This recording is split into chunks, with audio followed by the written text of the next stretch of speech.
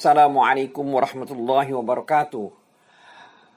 Selamat berjumpa kembali dengan saya Ahmad Syukri sebagai dosen pengampu mata kuliah Auditing 1 pada Fakultas Ekonomi dan Bisnis Universitas Pamulang, Prodi Akuntansi.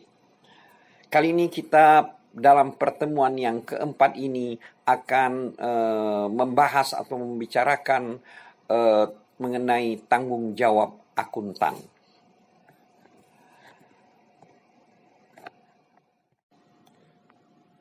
Adapun tujuan pembelajaran kita kali ini yaitu pertama menjelaskan tanggung jawab hukum akuntan. Yang kedua adalah menjelaskan sanksi yang diberikan pada akuntan publik.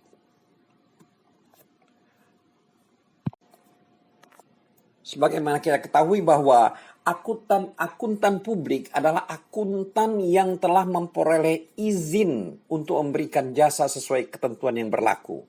Sedangkan kantor akuntan publik adalah badan usaha yang didirikan berdasarkan hukum Indonesia dan telah mendapat izin usaha dari pihak yang berwenang. Nah, di sini ada 5 kewajiban akuntan publik dan KAP atau kantor KAP. Yaitu 1. Bebas dari kecurangan atau fraud, ketidakjujuran, dan kelalaian serta menggunakan kemahiran jabatannya dalam melaksanakan tugas profesinya. Jadi di sini adalah due personal care. Yang kedua, menjaga kerahasiaan informasi atau data yang diperoleh dan tidak dibenarkan memberikan informasi rahasia tersebut kepada yang tidak berhak. Pembocoran rahasia data atau informasi klien kepada pihak ketiga secara sepihak merupakan tindakan yang tercela.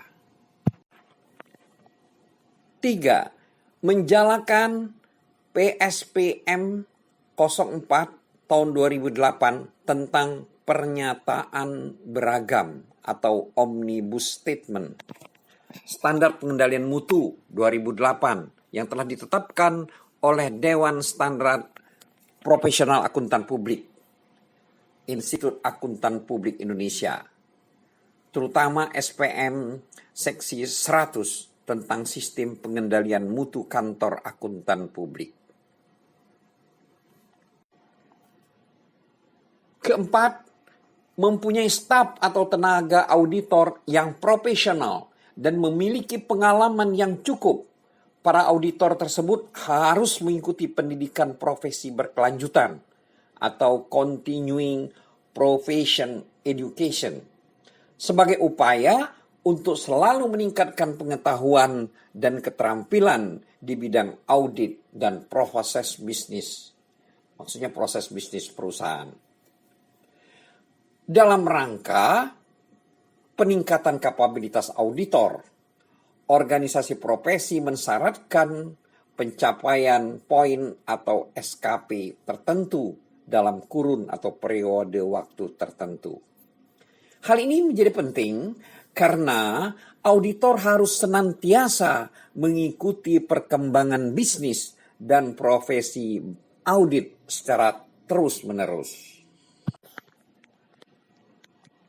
Yang kelima, memiliki kertas kerja audit dan mendokumentasikannya dengan baik. KKA atau KKP yang kita juga kependekan dari kertas kerja pemeriksaan tersebut merupakan perwujudan dari langkah-langkah audit yang telah dilakukan oleh auditor dan sekaligus berfungsi sebagai pendukung dari temuan-temuan audit atau audit evidence serta opini laporan audit atau audit report. KKA atau kertas kerja audit ini sewaktu-waktu juga diperlukan dalam pembuktian suatu kasus di sidang pengadilan. Nah, kita membahas sekarang masalah apa saja tuntutan hukum yang dihadapi seorang akuntan publik. Hampir semua akuntan publik menyadari bahwa mereka harus memberikan jasa profesinya sesuai dengan standar profesional akuntan publik. mentaati kode etik akuntan publik, dan memiliki standar pengendalian mutu.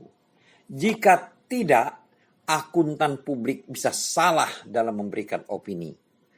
Karena bila memberikan opini, misalnya wajar tanpa pengecualian, padahal laporan keuangannya mengandung salah saji material, maka ini dapat disebut sebagai audit failure. Ya, ini merupakan audit risk atau risiko audit, dan tuntutannya bisa dipidana.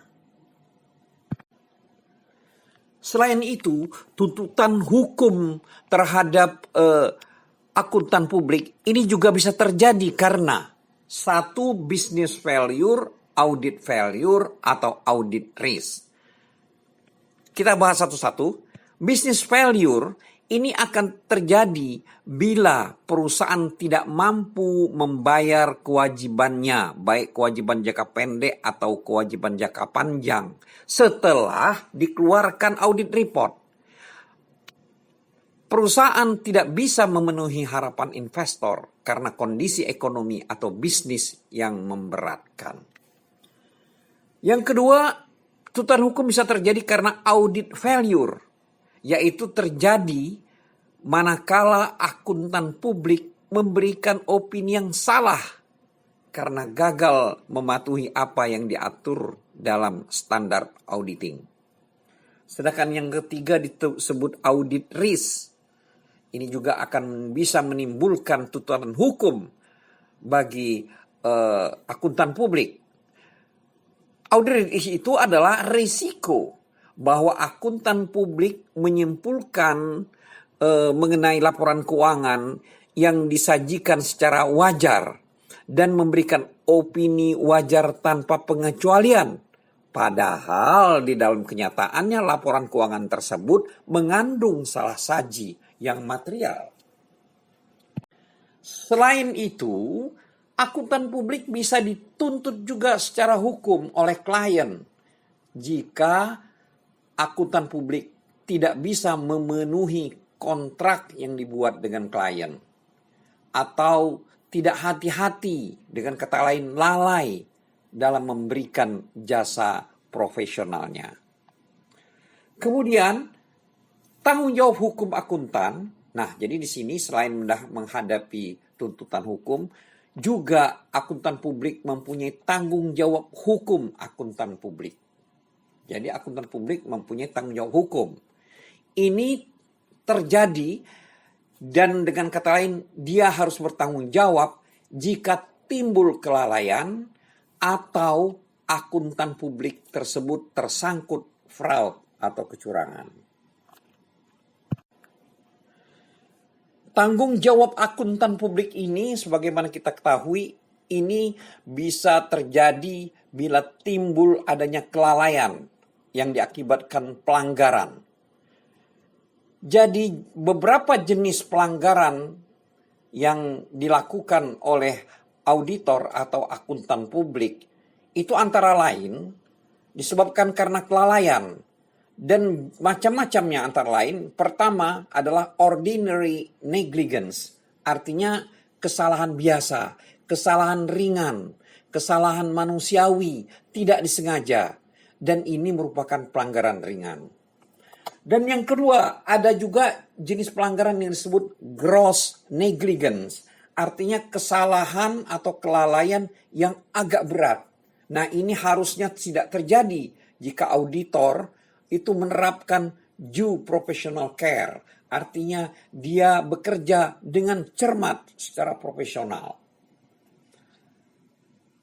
Dan yang ketiga, itu bisa disebut juga pelanggaran yang dikarenakan konstruktif fraud. Ini merupakan pelanggaran berat. Ya, akuntan publik di sini terlibat langsung atau tidak langsung membantu penyimpangan, membantu fraud yang dilakukan oleh manajemen. Jadi ini termasuk pelanggaran yang berat. Dan yang keempat adalah fraud, yaitu pelanggaran sangat berat. Karena di sini akuntan publik secara sadar dia terlibat bersama-sama dengan manajemen dalam melakukan fraud. Sekarang siapa saja yang melakukan tuntutan hukum terhadap seorang akuntan atau terhadap akuntan publik? Di Indonesia, tuntutan hukum tersebut bisa saja berasal pertama dari klien. Jadi artinya auditi, yaitu perusahaan yang kita periksa. Yang kedua, bisa juga tuntutan hukum itu berasal dari calon investor. Yang ketiga, bisa dari Bapepam atau lembaga keuangan.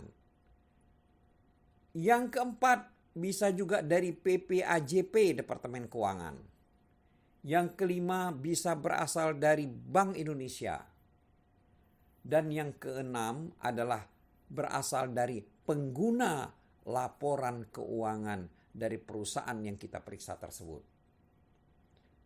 Jadi pihak-pihak itulah yang dapat melakukan tuntutan hukum kepada auditor atau akuntan publik bila para pihak tersebut merasa dirugikan atas hasil pemeriksaan dari akuntan publik tersebut.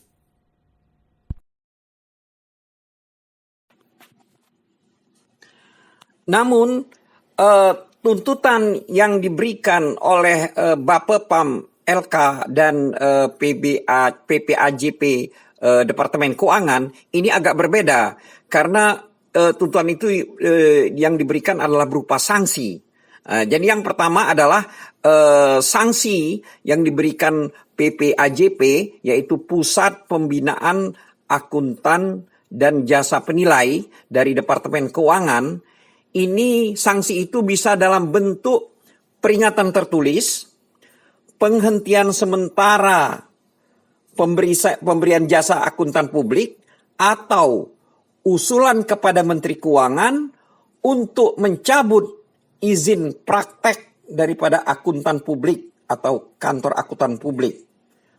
Ini tergantung dengan berat atau ringannya pelanggaran tersebut. Dan yang kedua, adapun sanksi yang diberikan oleh Bapepam LK, yaitu Badan Pengawas Pasar Modal dan Lembaga Keuangan kepada akuntan atau kantor KAP yang melanggar ketentuan, maka sanksi tersebut adalah dalam bentuk peringatan tertulis. Kemudian larangan memberikan jasa akuntansinya di pasar modal. Jadi larangan pemberian jasa di pasar modal. Sedangkan tuntutan hukum dari pihak-pihak lain itu seperti klien, investor, kemudian bank, dan penggunaan laporan keuangan lainnya, itu dapat mengajukan tuntutan hukum ke pengadilan jika merasa dirugikan. Demikianlah tutorial kita kali ini, yaitu mengenai tuntutan hukum terhadap akuntan pada pertemuan yang keempat ini. Semoga bermanfaat bagi Anda sekalian dan sampai bertemu kembali pada tutorial berikutnya. Wassalamualaikum warahmatullahi wabarakatuh.